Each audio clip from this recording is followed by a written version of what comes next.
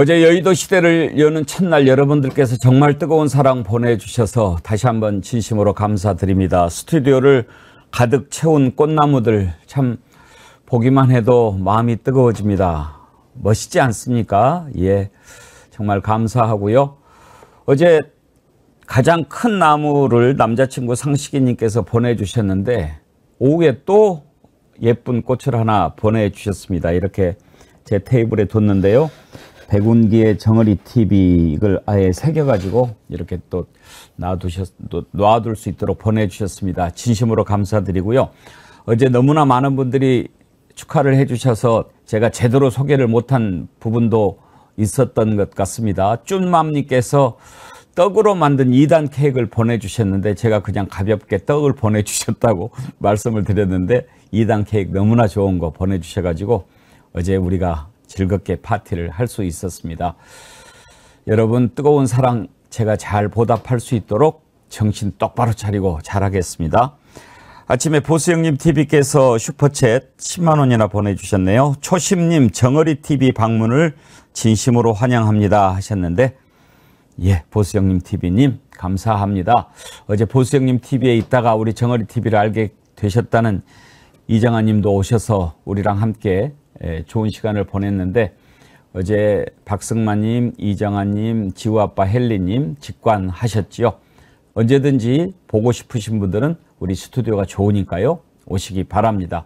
댓글 많이 남겨주십시오. 소개해드리고 선정해서 글래무어에서 드리는 선크림 드리도록 하겠습니다. 오늘은 1부에 아주 특별한 손님 먼저 만나보도록 하겠습니다. 여러분 잘 아시는 서울의 소리 백은종 대표님 모셨습니다. 어서 오십시오. 예, 안녕하세요. 서울의 소리 초심 백은종입니다.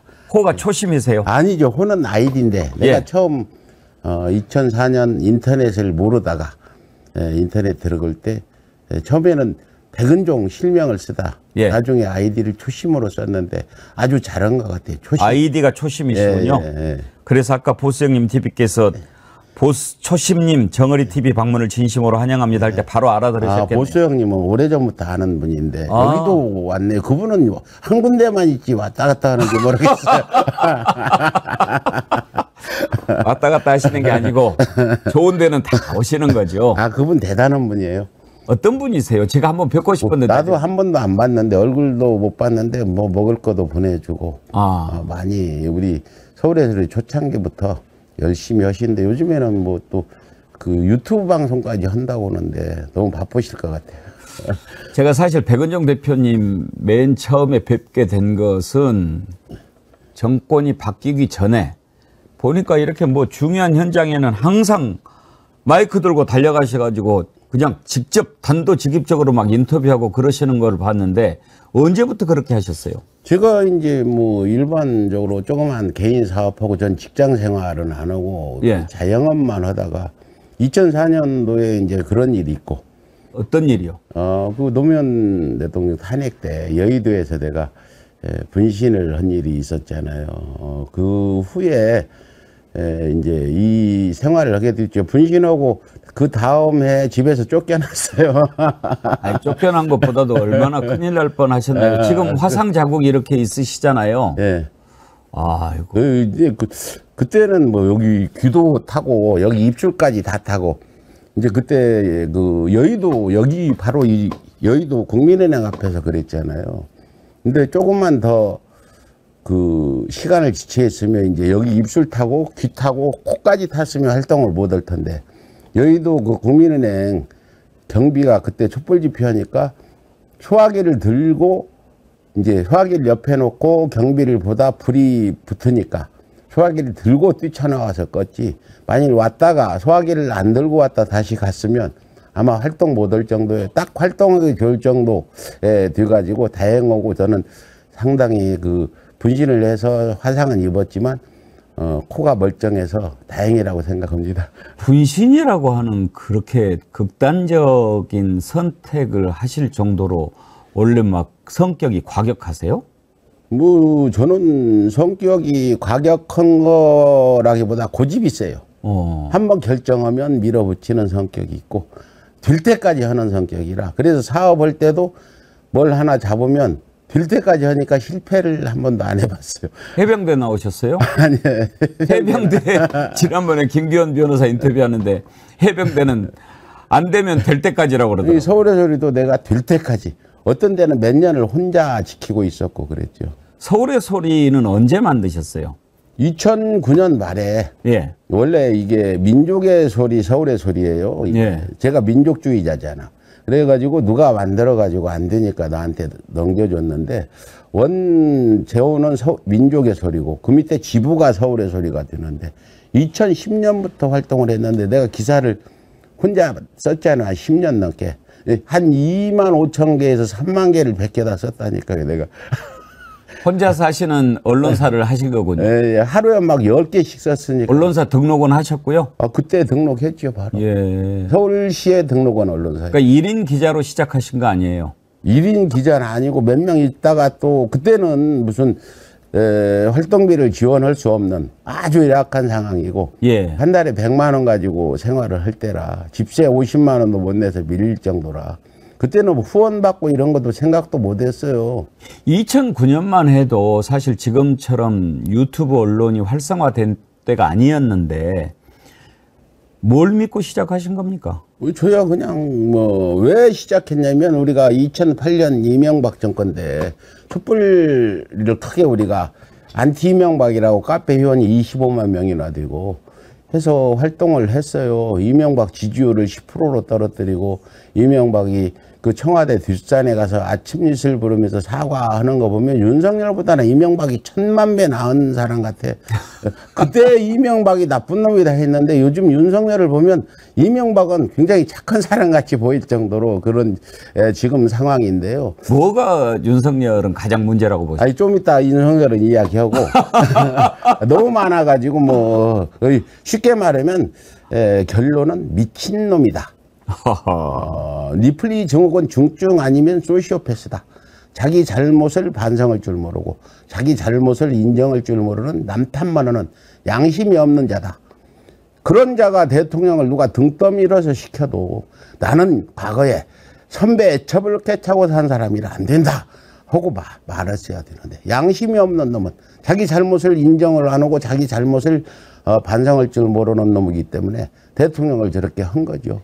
그렇죠. 윤석열 대통령을 미친놈이다 이렇게 과격하게 표현하셨는데 제가 만류할 생각이 없는 게 윤석열 대통령도 우리가 이따가 한번 녹취를 들어보겠지만 본인 입에서도 미친놈 이런 얘기를 합디다. 그래요.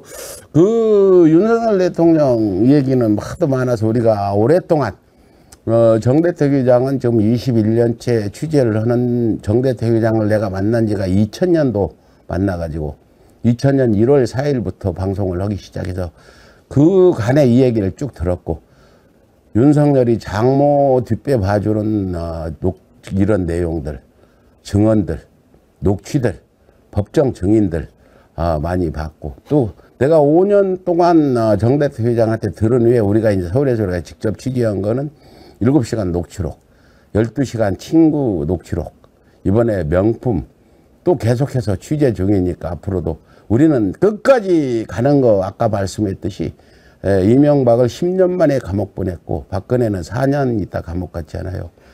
그래서 끝까지 갈 계획이고 앞으로 서울의 소리 윤석열 응징 취재는 지속적으로 계속된다 이렇게 말씀드릴 수 있겠습니다. 오늘 또 기자회견이 있으시다고 그러니까 네. 그 내용을 좀 여쭤볼 텐데 그 전에 먼저 서울의 소리 관련해서 제가 궁금한 거 좀 몇 가지 좀 여쭤보고 근데 오늘 우리 백은정 대표님 나오니까 팬들이 아주 많이 계시네요. 이미용님, 백은종님께서는 서울의 소리로 저에게 정치라는 정의를 깨닫게 해주신 분입니다. 나중에 하늘이 알아주실 겁니다. 독립투사세요. 한영숙님, 서울의 소리 백은종 대표님, 정어리TV 오심을 축하드립니다. 항상 국민들이 알 권리를 상세히 취재해서 알려주셔서 감사합니다. 아주 응원 댓글이 많이 올라오고요. 아까 보수형님 TV께서 또 이런 글도 주셨네요. 폐지 줍고 김밥 팔아 활동하신 서울의 소리 항상 응원합니다. 이런 것도 하셨어요? 우리 저 실월동 지하에 있을 때 재정이 어려워가지고 김밥 장사도 이명수 기자가 잘해요. 그거 팔로 다니고. 또 거기다가 그 강남에 가면 그 건물 지하에 그 폐지들 고물들 버리는 거 그거 주로 다니고 그래서 그렇게 시작하셨어요? 아니 중간에 2008년도 시작해가지고 2012년도 오니까 다 이제 어려워져가지고 그렇게 했죠. 지금은 살만하십니까? 지금은 그때 비하면 굉장히 우리 그 방송국도 저렇게 만들어준 게 우리가 돈이 있었던 게 아니라 후원자 한 분께서 수억을 들여서 저렇게 다 해주신 거예요. 방송국을 만들어 주셨어요? 만들어 주시고. 어이구 감사한 분이네요. 감사한 분인데 내가 만들어줄 때 내가 그 돈을 벌면은 갚고 망하면 못 갚으니까 절대 이거 나중에 뭐 무슨 다른 소리 하지 마시라. 그냥 그렇게 항상 우리는 뭘 지원받을 때 뭘 잘내서 주겠다. 이거 내일이 없는 사람이거든 저는. 지금 서울의 소리가 구독자가 136만 명? 예. 예. 사실 이제 저는 백은정 대표님이 이렇게 지난번에 보수 쪽 쫓아다니면서 막 마이크 갖다 대고 거침없이 물어보시는 거 보면서 야 대단하신 분이구나. 저는 지금 이렇게 뵈니까 그렇게 연세도 많이 안 드셨는데 그때는 아주 할아버지로 봤는데 실례지만 지금 연세가 어떻게 되세요? 민주 제가 임진생 73 됐는데 아직 젊으시네요. 젊죠. 근데 네. 신체 연령은 34이시고요. 정신 연령은 8살이에요. 항상 나는 그래서 철이 없어요. 그냥 아무 데서나 아이스크림 먹고 주저앉고 큰 소리 치고 길거리가 다 기분 나쁘면 싸우고 이 원래 나이 먹으면 체면 때문에 할 말도 못하고 하는데 저는 하고 싶은 얘기 다 하고 살아서. 예. 근데 이제 서울의 소리가 지금 136만 명 되고 이제 국민들이 모르는 사람이 없는 그런 매체가 됐는데 사실 돌아보면 맨 처음에 혼자 하실 때보다도 대선 기간에 김건희 목소리를 이렇게 서울의 소리에서 단독으로 인터뷰하고 또 그 뒤로 최재형 목사님 디올백 이거 알려지고 그러면서 오늘의 서울의 소리가 됐다고 봐야죠? 뭐 서울의 소리가 그 이명수 기자 7시간 디올백 해서 됐다고 저는 생각 안 해요. 서울의 소리는 이명박을 감옥 보낸 이게 기반이다. 예. 안티 이명박의 후신이다.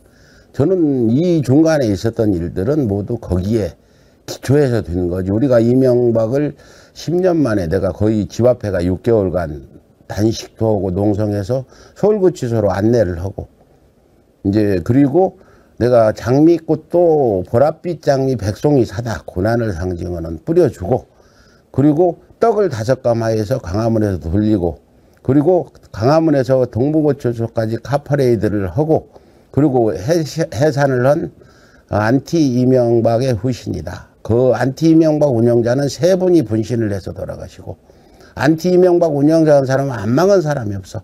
안티 이명박의 강령이 희생을 전제로 봉사하는 곳이다. 이게 딱 말이 시가 된다고. 희생을 전제로 봉사해가지고 전부 희생한 사람들 그 사람들의 밑바탕이 오늘의 서울의 소리라. 항상 저는 그분들한테 지금 살아계신 분도 있고 돌아가신 분도 있고 모란공원에 열사무역에 계신 분도 계시는데 그분들한테 귀한 마음으로 그분들 보기에 양심에 미쳐 부끄럽지 않게 이렇게 지금 하고 있습니다. 왜 당시에 그렇게 안티 이명박 운동을 하셨습니까? 안티 이명박 운동은 제가 2004년도 노무현 대통령 탄핵 때 분신해서 여의도에서 살아났잖아요. 그러니까, 거기에 노무현 대통령 관련이 있었잖아요. 예. 노무현 대통령에 대해서 이제 여러 가지 그 나중에 노무현 대통령을 조금으로 몰아넣기도 했지만 당시에 이명박은 지금 윤석열 증거가 드러났듯이 BBK도 내가 만들었다. 그리고 이명박의 행보가 서울시장 할 때부터 시작해서 우리가 또 취재를 하고 지금 윤석열, 김건희를 우리가 폭로했듯이 그 당시는 그렇게 큰 파장을 일으키진 못했지만 정말 이명박이 어떤 사람이라는 거. 오사카 출신, 친일, 뼛속까지 친일물이 가득 찬 그런 이명박이다.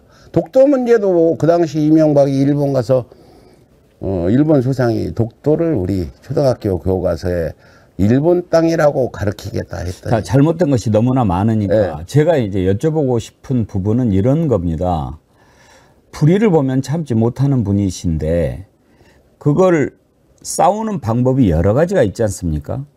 운동을 하거나 정치를 하거나 이런 방법이 있는데 언론사에서 쭉 자랐던 분도 아니시고 개인 사업을 하셨다고 하는데 이런 잘못된 것을 고치기 위해서 내가 취재를 하고 이런 목소리를 전해야 되겠다. 말하자면 일종의 언론 역할을 해야 되겠다라고 하는 마음을 먹게 된 계기가 뭔가 그게 궁금한 거죠. 그건 2008년 우리가 안티 이명박을 하는데 이명박이 당선된 날부터 우리가 촛불 집회를 했어요. 2007년 12월 20일부터. 그렇게 해가지고 좀 희한하죠. 내가 안티 이명박 깃발 들고 청와대 앞에 가서 막 이명박의 잘못을 이야기하고 했는데도 인터넷 언론 하나 취재 와서 기사 써주는 사람이 없더라. 아니 굉장히 큰 뭐 그냥 지나가는 일로라도 한번 쓸만하지 않아요. 당선돼서 취임도 안 했는데 왜 저럴까 하고 아무도 써주지 않기 때문에 저희가 그럼 우리가 언론사를 만들어서 직접 우리가 쓰자. 이게 이제 그 언론사를 하게 된 계기가 됐습니다. 아무도 보도를 안 해주니까 안 해줬어요. 이렇게라도 내가 알려야 되겠다. 그런 마음을 먹으신 거군요. 네, 그래요. 이제 이해가 됐습니다. 네. 서울의 소리를 이제 만들어서 또 그 일을 계속을 해오시는데 일단 이명수 기자가 김건희 씨와 7시간 통화했던 것 그것을 이제 보도하면서 우리가 더 많이 알게 되지 않았습니까? 그런 것은 대표님 아이디어에서 나온 겁니까? 통화 한번 해봐라 이렇게? 아니죠. 그건 이명수 기자라는 사람은 원래 기자 출신도 아니고 이 사회에서 이제 생활을 할 때 여러 경험을 많이 한 굉장히 그 활동적인 사람이에요. 이 사람을 2012년도 이제 만나가지고 이렇게 하다 보니까 기자가 처음에는 아니고 나하고 같이 보디가드하고 응징 취재하는데 옆에가 싸우고 전과도 많아요. 이명수 기자 막 때리고 해가지고 이러다가 어느 때 이제 이명수도 기자 취재를 좀 해보고 싶었던 모양이지. 김건희 이것도 저한테 이 얘기 안 하고 김건희 전화번호를 알아가지고 통화를 시작해서 저는 이 기자들 취재에 간섭을 안 하고 알려고 하지 않고 방송도 마찬가지고 만일 나이 먹은 사람이 그걸 알고 시시콜콜 간섭한다는 생각이 들까봐 방송도 안 보고 취재도 전혀 물어보지도 안 하고 와서 이 얘기하면 듣고 물어보지도 않아요. 그래서 뭐 저 김건희랑 통화하고 있다 이 정도만 알고 있었지 상세한 내용은 이제 보도 나와서 저도 알게 된 사실이죠. 응징 취재. 예. 응징 취재. 지금 보니까 생각이 납니다. 그렇게 해서 7시간 이제 통화를 했는데 그거를 처음에 듣고 대표님은 어떤 생각이 드시던가요? 나는 뜻밖이죠. 지금 김건희, 윤석열에 대해서 서울의 소리가 이렇게 굉장히 지금 말로 형용할 수 없는 이런 비판, 비난도 하고 이렇게 질타를 하고 있는데 어떻게 김건희와 통화를 할 생각을 했는지 이명수의 그 아이디어가 기발하다.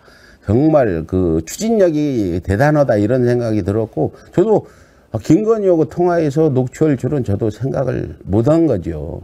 이명수 혼자 그런 생각을 해서 한 거라고 지금 보고 그 후에도 뭐 12시간 녹취록 또 명품 이거 사건도 이명수가 이제 이거 디올백도 사주고 이거 아이디어를 제공해서 그 최 목사와 같이 한 그런 건데 이명수는 참 대한민국 기자 중에 저렇게 생각지도 못한 일들을 해낼 수 있는 게 이명수다 이런 생각이 듭니다. 맹장 밑에 약졸 있겠습니까? 다 그 응징 취재하는 현장을 같이 다니면서 몇 년을 경험해서 나온 것 같아요. 그렇죠. 응징 취재도 상당히 좀 뻔뻔하고 남 보기에 좀 일반 사람들은 좀 부끄러운 행동 같아 보이기도 하는데 그런 걸 보면서 많이 배운 것 같아요. 한 5년 지금 이명수 만난 지가 2012년이니까 지금 12년째 됐잖아요. 그래서 한 5, 6년은 그렇게 어렵게 같이 현장에 맞습니다. 다니다 이제 그 바탕으로 또 사회생활하면서 여러 가지 경험이 함께 돼가지고 잘 하고 있는 것 같아요. 한 가지만 더요. 예. 최재형 목사님하고는 어떻게 알게 되셨나요? 최재형 목사는 원래 대선 전에 서울의 소리에서 스님과 목사라는 방송을 이득신 작가가 구상을 해가지고 방송을 라고도 한번 했어요. 그러고 뭐 그냥 잊어버리고 전화번호도 입력도 안 되고 잊어버리고 있는데 이제 이게 명품 이 취재가 해가지고 처음에는 나도 몰랐는데 2022년 3월부터 시작해가지고 계속 됐는데 그 귀띔 받은 게 9월 달에 예. 취재를 하고 있다는 귀띔을 내가 받았지. 그 디올백을 사주고 이명수가 나한테 얘기를 해서 그때 알게 됐어요. 그러면 이제 이렇게 된 겁니까? 지금 일부에서 이제 자꾸 그렇게 뒤집어 씌우려고 하니까 이걸 한번 정리를 할 필요가 있는데 예. 이제 우리가 좀 이따도 보겠지만 지금 뭐 이상한 사람까지 나왔습니다만 백은종 대표님이 이명수 기자, 최재형 목사랑 짜고 야 이거 한번 해보자라고 한 것처럼 지금 몰아붙이잖아요. 그러면 이렇게 된 겁니까? 최재형 목사님이 그 전에 이렇게 만나서 이렇게 개인적인 관계를 김건희하고 유지를 하다가 금융위원 임명이라는 이런 것까지 보고 너무 충격을 받아가지고 야 이거는 안 되겠다. 세상에 알려야 되겠다. 이명수 기자랑 얘기를 해서 그러면은 명품백을 가지고 우리가 몰래 카메라를 한번 찍어보자라고 했던 거고 나중에 그렇게 일이 진행되고 있다라고 하는 것을 백은종 대표님한테 알려준 겁니까? 네, 그렇죠. 근데 그게 잘못 그쪽에 좀 약간 그 오류 있는 부분이 2021년 윤석열이 2021년 당선됐나요? 당선된 게 취임이 21년 했죠. 예. 22년인가요? 22년이구나. 22년. 2년. 네. 22년 3월 말에 그 최재형 목사가 이득신 작가를 통해서 이명수를 좀 만나게 해달라. 그때 이제 최재형 목사도 김건희와 카톡을 주고받는 시기에 이제는 이명수 기자도 김건희 7시간 녹취록을 있기 때문에 그 서로 공통점이 있잖아요. 2022년 5월 30일 날이라든가 이명수 기자와 최재형 목사가 만나서 이 취재를 하자고 시작을 한 걸로 저는 그렇게 알고 있습니다. 예. 네. 그렇게 쭉 해보시니까 어때요? 왜 이명박보다 윤석열이 더 나쁜 사람 같습니까? 아까 이 얘기 있잖아요. 이명박은 사과도 하고 예. 그 했잖아요. 그리고 독도가 그 요미우리 그 독도 기다려달라 이게 나오니까 독도도 갔었잖아요. 예. 그래도 자기가 잘못을 하면은 그걸 인정을 하고 그거 행동으로 옮기기도 하고 윤석열 대통령은 지금까지 제대로 된 사과가 있었나요? 김건희가 뭐 검찰 앞에서 사과했다고 취지호 변호사가 전달하는데 결국 니플리 증후군 중증 환자들은 사과를 모르는 사람들이다. 사과를 할 수 있는 사람과 사과를 할 줄 모르는 사람 차이라고 저는 이렇게 봅니다. 자, 오늘 이제 끝나고 12시에 기자회견 하신다고요? 예, 예. 무슨 기자회견입니까? 저는 이걸 결론은 공작이 들어왔다 이렇게 볼 수밖에. 공작. 예. 예. 지금 뭐 박모 씨라는 사람이 저도 모르게 이제 최재형 목사를 찾아와서 김건희, 윤석열, 천공, 옥새 이 내용을 관련을 가지고 굉장히 대단한 거. 김건희가 옥새를 1시간 동안 품에 안고 있었다. 뭐 왕자를 자기가 써줬다 등등 이런 제보를 함으로써 최재형 목사는 그런 굉장한 사건이라. 예. 이 굉장한 사건이고 자기가 옥새를 주고 자기가 천공을 만난 사진을 보여주니까 이렇게 취재를 한 것 같아요. 최재형 목사가 취재를 하는 과정에서 혼자 보다니까 서울의 소리 팀과 함께 취재를 해서 굉장히 한두 달간 취재를 열심히 했는데 결국은 우리가 검증 과정에서 이게 팩트가 안 맞는 부분이 있어서 우리가 그걸 폐기 처분을 했거든요. 그랬더니 폐기 처분을 했더니 이 사람이 입을 다물고 있는 게 아니라 다른 언론사 가서 이 얘기를 발설을 하는 거 보면 이게 그 사람 혼자 서울의 소리에 들어온 게 아니라 저는 잠입이라고 볼 수밖에 없는데 누군가 짜고 천공 세력이나 신천지 세력, 그분이 신천지와 연관이 있다고도 했으니까. 예. 짜고 서울의 소리가 이런 명품백이나 7시간 녹취를 하기 때문에 신뢰성을 떨어뜨리고 궁지에 몰아넣기 위해서 잠입했다. 나는 그 사람 혼자 그 어마어마한 시나리오를 만들어 왔다고 보지 않고 여러 그 사람들이 그렇게 서울의 소리를 음해하기 위한 공작이다. 저는 이렇게 보고 있습니다. 역공이라고 생각하시죠? 그리고 역공작이죠. 역공작. 네. 그 지금 어제도 최재형 목사님 나오셨을 때 좀 우리가 다뤄봤는데 전통무용가 박모 씨 이렇게 스카이데일리가 썼던데 이 사람을 만나본 적은 있으십니까? 제가 최재형 목사 전주 강연 갈 때 앞자리에 앉아 있어서 처음 봤어요. 예. 이 사람이 누구냐 그랬더니 최재형 목사가 가르쳐주지 않았어요. 그때만 해도 나를 경호하겠다고 찾아온 자원봉사자다.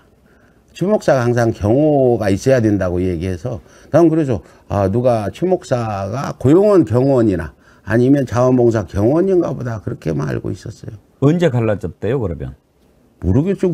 그러다가 나중에 보고가 들어왔는데 우리 강전호 총괄이사가 도저히 이거 안 되겠다 나한테 보고를 하고 이거 아무래도 천공이 옥새를 가져가서 안 주는데 그걸 법적 소송으로 찾았다 하는데 법적 소송 내용의 서류들을 가져라 했더니 가져온 거 보니까 위조 흔적이 있다. 그래서 거기서 안 되겠다 해서 그 취재를 포기하고 폐기 처분한 거죠. 천공의 옥새가 뭡니까? 천공한테 옥새를 그 박모 씨라는 사람이 예. 무슨 권룡왕제 옥새가 기를 받으면 대통령 왕이 된다는 그런 게 있다 해서. 가짜라면서요? 아니 그때는 진짜라고 우겼죠. 가짜라고 하는 게 아니라 그게 진짜다. 권룡왕제 옥새가 어떻게 막 마음대로 민간인한테 수십억 가는 거라고 자기가 이 얘기를 하고 우리는 처음에 그 사람이 그래서 그런가 보다 하고 취재를 한 것 같아요. 그래서 그걸 기를 받으면 된다 해서 평창동 안가에서 예. 그 김건희, 윤석열, 천공이랑 만나가지고 김건희가 그 옥시를 품에 안고 1시간이나 기를 받고 있었다. 6kg짜리를 이런 내용. 또 천공과 찍은 사진도 보여주고 김건희와 찍은 사진이 있냐 하니까 없다고 없다 해서 그건 우리가 못 봤습니다. 없다고 하는데. 김건희가 옥새를 6시간 품에 안고 있었다고 하는 것은 팩트입니까?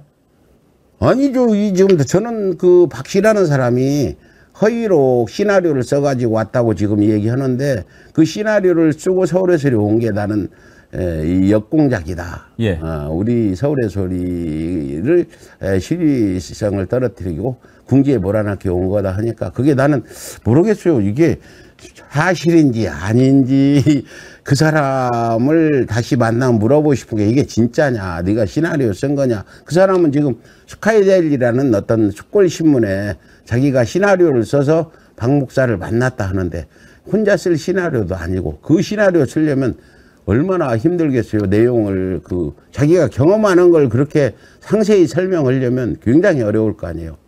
여러 사람이 협업을 할 수밖에 없거나 아니면 진짜거나 두 가지죠. 박 씨라는 사람 뒤에 배우가 있다고 생각하십니까? 저는 이번에 보고 배우가 있겠다. 어딜까요? 저는 천공이나 신천지나 그쪽 연관된 사람이니까 신천지에서도 동거하던 여자가 신천지 교인이고 이만희 그 사람 말 중에 또 재미있는 게 있어요. 예. 이만희가 구속됐었잖아요. 그래갖고 신천지에서 그 사람한테 이만희 석방운동을 해달라 해가지고 이 사람이 천공을 만나서 이만희 그 석방운동을 해서 이만희가 석방됐다 이런 얘기도 하대요. 사실인지 아닌지 믿거나 말거나 그 사람이 한 얘기를 저는 믿을 수 없지만 언론사로서는 믿을 수 없지만 일반 떠도는 소문으로는 믿길 수도 있는 얘기다 이렇게 보겠습니다. 그런데 천공이나 신천지가 배우라고 한다면 역공을 해야 할 이유가 서울의 소리나 최재형 목사님이 천공이나 신천지를 막 공격을 했어야 그걸 역공을 할 텐데 뭐 그럴 일이 있었나요? 참 공격을 얼마나 많이 했는데 저는 신천지 기사 쓸 때 사기꾼이 이만희 이렇게 써요. 제가 신천지를 우리 서울에 들어가면 사기꾼이 이만희 그래도 고소 안 해요. 사기꾼이니까 고소해 줬으면 좋겠어. 왜 사기꾼이지? 그냥 차고 넘쳐요. 법정에 갈 말이. 그런 얘기도 한번 그럼 나중에 한번 들려주시고요. 예. 오늘 그러면 이제 기자회견에서 이것이 역공작이다 이런 얘기를 하실 겁니까? 그렇죠. 그거 하고 지금 떠도는 소문들 이게 역공작으로 들어온 거다. 예. 이 사람이 시나리오를 쓴 거다. 저는 이렇게 얘기를 할 겁니다. 그래서 그 국민의힘 법사위원들이 그거 가지고 기자회견하고 뭐 무슨 탄핵 내라는 뭐다 해서 그 사람들도 이번 고소를 해서 허위사실 유포, 명예훼손, 업무방해죄로 그 신문사 기자와 박모 씨와 국민의힘 법사위원 유상범, 조배숙 등을 오늘 고소할 겁니다. 알겠습니다. 오늘 또 기자회견 있으시니까 제가 더 붙잡을 수는 없고 한두 가지만 더 여쭤볼게요. 예. 이제 사실 지금 윤석열 무도한 정권 하에서 서울의 소리가 아니었으면 우리 국민들이 얼마나 많은 것을 놓치고 살았을까 그런 생각에서 제가 개인적으로 참 우리 백은종 대표님 존경합니다. 앞으로도 계속 싸우셔 주기를 바라는데 최근에 또 뭐 여러 가지 취재도 하고 있고 준비하고 있다는 게 들리던데 뭐 평창동에 김건희가 밤마다 간다 그런 얘기를 최정 목사님이 하시더라고요. 그것도 좀 취재를 하고 계십니까?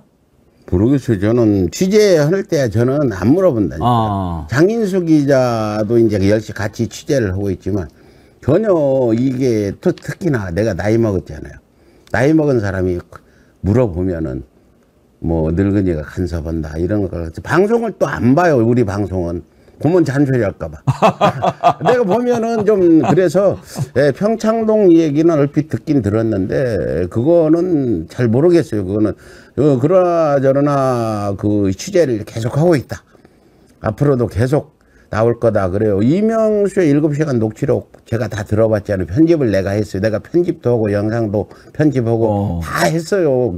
해서 들어보면 이명수와 정대택의 이간, 정대택만 없으면 김건희가 세상을 제대로 살아갈 수 있어서 정대택을 제거하기 위한 7시간 녹취록 대부분이 서울의 소리와 정대택을 이간시키기 위한 그런 내용이었다. 이렇게 제가 말씀드릴 수 있겠습니다.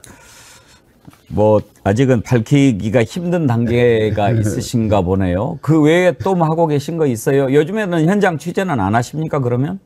이제 응징 취재는 지금 잠시 쉬고 있는데 응징 취재라 하면은 우리가 이제 이 윤석열 무리를 몰아내고 윤석열에 부역한 사람, 이 사람들이 어떤 법적 처벌도 받지 않고 사과도 않는 사람이 응징 취재의 대상이에요. 응징 취재는 잘못을 저지르고 사법 처리를 받지 않거나 뉘우치지 않는 사람 대상인데 앞으로 이제 윤석열을 몰아내면 윤석열에 부역했던 사람 중에 그런 사람이 있으면 또 단호히 가서 응징 취재를 해야죠. 결국 응징 취재 내가 지금까지 해온 중에는 일제 찬양 금지법만 있었으면 이 전과가 이렇게 5, 60법 한 전과가 50범이 넘는데 벌금 낸 것만 해도 지금 한 2억은 냈을 거예요. 이 수많은 벌금과 전과가 그 친일 문제 때문에 대부분 일어난 거다. 그래서 이번 22대 때는 일제 찬양 금지법이나 역사 왜곡 방지법이 21대 때 발의했다가 폐기됐는데 꼭 통과되면 제가 전과가 앞으로 생기지 않을 거다 이렇게 말씀드리겠습니다. 응징 취재 참 멋진 표현인데 응징 방송 그러면 서울의 소리는 응징 방송이라고 부르면 됩니까? 응징 언론. 응징 언론. 예. 서울의 소리가 추구하는 바 뭐다 이렇게 얘기하실 수 결국은 서울의 소리는 동기부여가 목적이에요. 국민들에게. 국민들이 지금 역사 여러 가지 정치, 사회, 역사 봤을 때 이 세상을 변하게 하는 건 행동이지 말이 아니다. 아무리 말을 잘해도 세상은 변하지 않는다. 이 내가 응징 취재하는 것도 동기부여다. 이렇게 늙은이가 쥐야불철 그냥 감옥을 받아 안고 저렇게 돌아다니면 사람들이 보고 나 정치에 무관심하던 사람들이 한 명이라도 저는 하루에 한 명만 그런 사람이 생긴다면 이 서울의 소리 할 일 다 한다고 생각해요. 일반 그 정치에 관심 있는 분들 요구도 충족시켜야 되겠지만 정치를 모르는 분들을 한 명이라도 동기부여를 해서 오는 게 서울의 소리가 할 일이다. 행동은 언론, 행동을 하면서 국민들이 깨달음을 얻고 동기를 부여해서 이 무관심한 정치에 그 관심을 갖게 만드는 게 서울의 소리 목적이다 이렇게 말씀드릴 수 있겠습니다. 멋지십니다. 끝으로 한 가지만 여쭤보겠습니다. 지금 통신조회를 여러 군데 했다고 그러지 않습니까? 예, 예. 대표님도 당하셨나요? 아, 저는 안 해요. 제가 이상한 게요. 예. 윤석열 정권 들어서고 저를 건드리질 않아요. 아, 왜 그럴까요? 지금 그 눈에 가실 정죄가 텐데. 나왔나 봐요.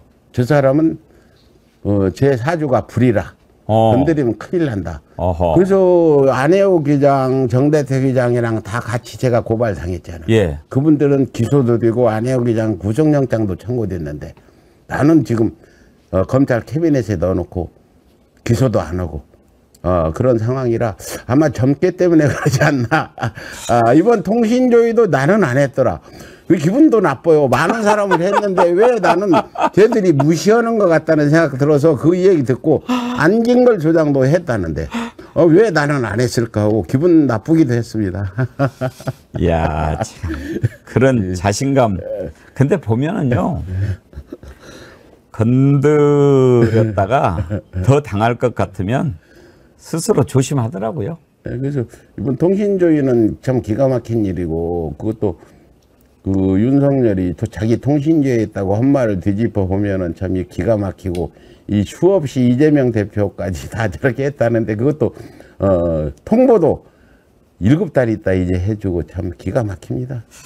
오늘 기자회견 있으시니까 여기서 마치고요. 예. 저도 한번 서울의 소리 놀러 한번 갈 텐데. 네, 한번 출연 한번 해주세요. 예, 그렇게 하겠습니다. 종종 들러주세요. 네, 오늘 기자회견 안내 좀 잠깐 해드릴게요. 오늘 기자회견 그 취재영 목사와 서울에서 이름을 위한 옥시, 천공, 김건희 관련 이 사람이 제보했다가 우리가 허위라고 판명이 돼서 폐기 처분한 걸 이번 스카이데일리라는 언론사가 보도를 했는데 다른 언론은 한 일도 안 받아주대요. 오늘 그 부분에 대해서 그 국민의힘의 법사위원들을 우리가 고소고발하고 또 스카이데일리 기자도 고소고발하고 제보자도 고소고발하고 3시에 중앙지검 앞에서 고소고발장을 접수하는 그런 그 지금 일정을 가지고 있습니다. 고소고발은 허위사실 유포에 의한 명예훼손 이런 명예훼손, 겁니까? 업무방해 등등. 업무방해. 예. 알겠습니다. 오늘 근데 제가 마지막으로 한 말씀 드릴게요. 제가 여기 백운기의 정어리 TV에 대해서 관심은 가지고 자주 봤어요. 근데 저분이 누군지 몰랐는데 나중에 보니까 KBS에서 뭐 부장님도 했다고 이런 소리 듣는데 백운기란 말이에요. 그래서 저희 아버님 성함이 백자 문자 뒤자라. 우리 아버님 동생 같은 생각도 들어서 이제 바빠서 못 하다 며칠 전에 전화를 한번 했어요. 내가 박진영 한테 물어봤나? 예. 저 전 대표한테 물어봤는지 해서 전화를 해서 지금 전화한 지 한 일주일 됐죠. 그러고 제가 왔어요. 예. 이제 무심해서 죄송합니다. 아이고 이렇게 와주셔서 감사하고 진작에 한번 모시고 싶었는데 이렇게 오늘 우리가 어제 여기 여의도 스튜디오 처음 열고 첫 방송을 했거든요.